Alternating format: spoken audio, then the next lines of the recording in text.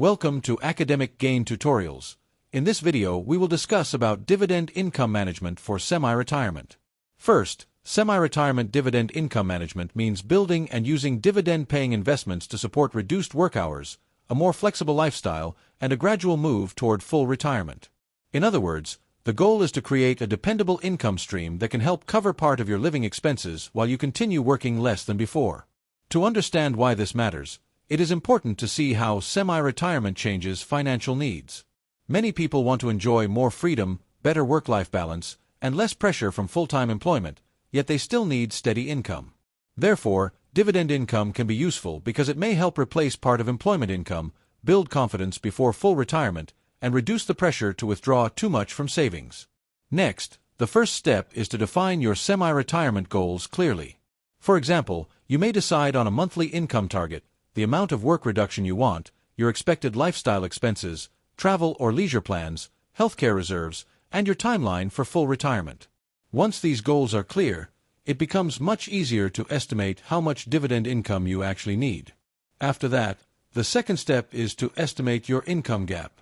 A simple way to do this is by subtracting your part-time or other income from your monthly expenses. For instance, if your monthly expenses are $4,500 and your part-time or other income is $2,500, then the remaining gap is $2,000. As a result, your dividend portfolio should be planned around producing enough income to help fill that gap. Then, the third step is to build a reliable dividend core. This core may include dividend ETFs, blue-chip dividend stocks, utilities, consumer staples, and healthcare dividend stocks. Because these investments are generally chosen for consistency, quality, and stability, they can provide a stronger foundation for semi-retirement income planning. In addition, the fourth step is to add supporting income sources. These may include REITs, infrastructure investments, selective higher-yield dividend stocks, bond income funds, and a cash reserve. While the core provides stability, these supporting holdings can add diversification and strengthen the total income potential of the portfolio. At the same time, it is very important to balance yield and safety. Too much focus on high yield can increase risk, lead to unstable income, and even result in dividend cuts. On the other hand, a balanced strategy aims for reasonable yield, sustainable payouts, and better long-term reliability. For this reason, investors should not chase yield blindly but should focus on quality and sustainability. Furthermore, the next decision is whether to reinvest extra dividends or use them for living expenses. If your semi-retirement plan is still in the building stage, reinvesting dividends may help compound growth and increase future income. However, if you are already relying on the portfolio, you may choose to use the dividends directly for daily expenses. In either case, the plan should remain flexible and adjusted according to your needs and goals. Moreover, protecting against risk is essential.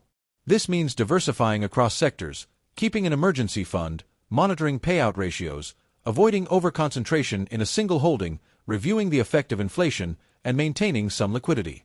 Consequently, the portfolio becomes more resilient and better prepared for unexpected market or personal financial changes. Afterward, income should be reviewed regularly. Reviewing the portfolio every 6 to 12 months can help you track dividend growth, compare income with expenses, rebalance when needed, and replace weakened holdings.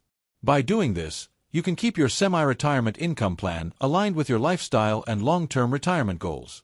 For example, a simple semi-retirement portfolio might include 35% in a dividend ETF, 20% in blue-chip stocks, 15% in utilities or consumer staples, 10% in healthcare, 10% in REITs or infrastructure, 5% in a bond income fund, and 5% in a cash reserve. This type of structure can create a mix of dependable income, diversification, and flexibility. Finally, a strong semi-retirement dividend plan should include a clear checklist.